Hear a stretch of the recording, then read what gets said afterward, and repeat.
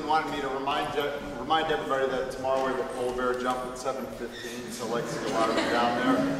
It's the end of February, so we have to get our jump in before March break, and then we'll continue to get back. We had a great night at the DIAA State Championships at the University of Delaware last night.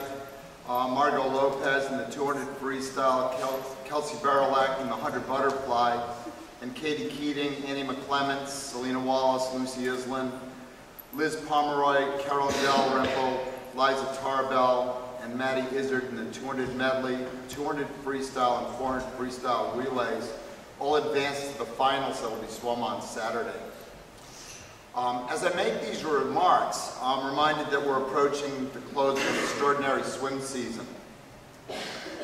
Extraordinary for both the feats of athleticism and the courage, vision, and consistent effort of our 44-member team.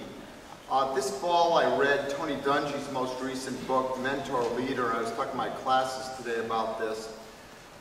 Mentor Leader is the name of the book, and I highly recommend it to you, whether you're a faculty member or a student. For those of you who do not know Tony Dungy, he's the former NFL head coach who retired in his prime after leading the Colts to victory in the 2007 Super Bowl.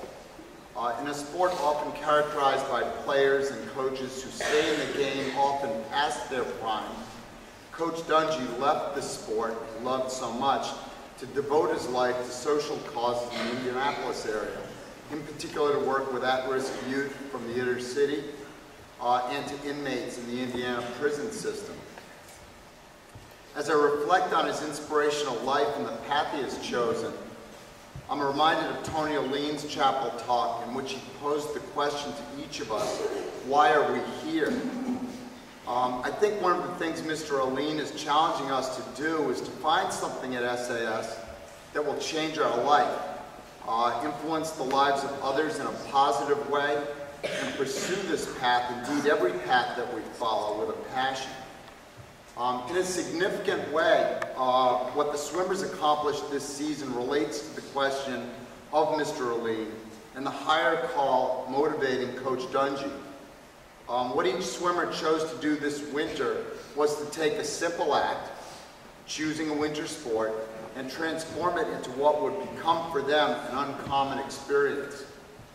The central theme to Mentor Leader and the question we posed our swimmers was whether they could devote their season to the philosophy of we and not me.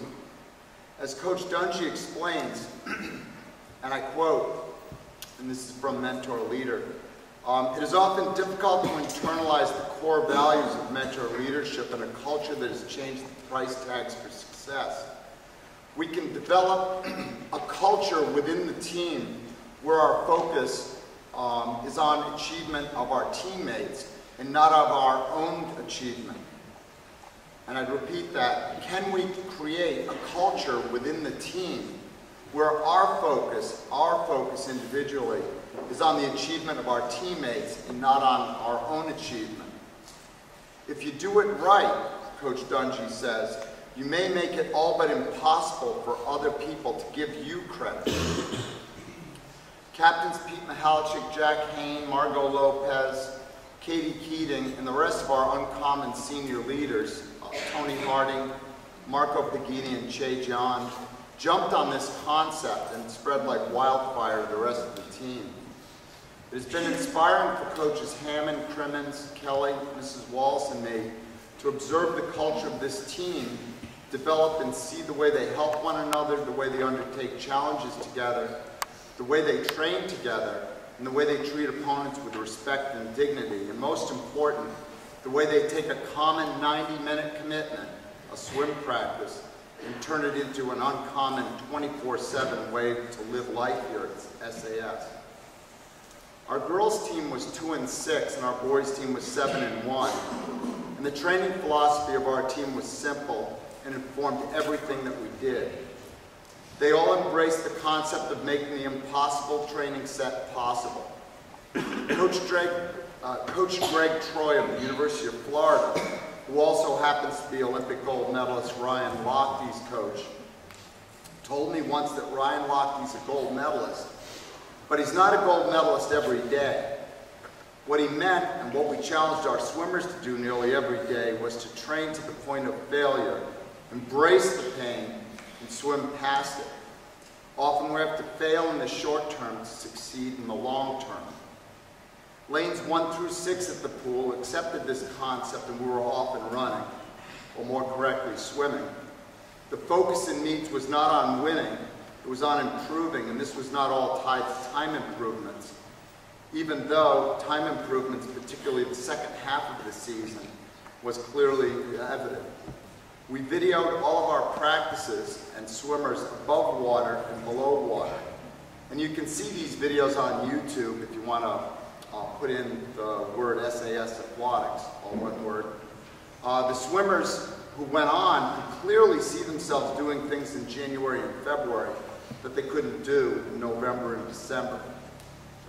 So the question is, was there a turning point in the season, as there often is in every good season? And I'd say meet-wise, that was simple. It came down to 2 consecutive meets in January. One against Archmere Academy and the other one against St. Mark's High School. These 2 teams had beaten up on us for the past 3 years. With the confidence in how good we were becoming as a team, our boys ranked 4th at the time, beat Archmere, and our girls narrowly lost to this superpower in the final event. We were training and racing so fast at this point in the season that the following weekend, we decided to do a partial shave for St. Mark's School, the number 2 school in the state. We lost to them in the final event, but 80% of the team recorded lifetime best mid-season, something we had never done before. This trend continued through discs and prelims last night at the state championships. It should also be the case tonight with the boys team of Jack Hain, Tony Harding, Marco Pedini, Pete Mihalchik, Davis Hammond, Bowie Fox, James Craig, Bobby Moffett, Jonathan Wichard, and Jack Mihalchik as they go back to states. We have a number of postseason team awards that we'll announce at a future date as soon as we complete our season. And the Delaware Independent School Conference has announced the following selections to the all-conference teams, and these individuals should come up on stage for a photograph at the conclusion of my naming them. Katie Keating, honorable mention, all-conference. Pete Mihalchik, second team all-conference. Tony Harding, second team all-conference. Jack Mihalchik, second team all-conference. Jack Hain, first team all-conference. Jonathan Wichard, first team all-conference, and Bowie Fox, first team all-conference. Thank you very much.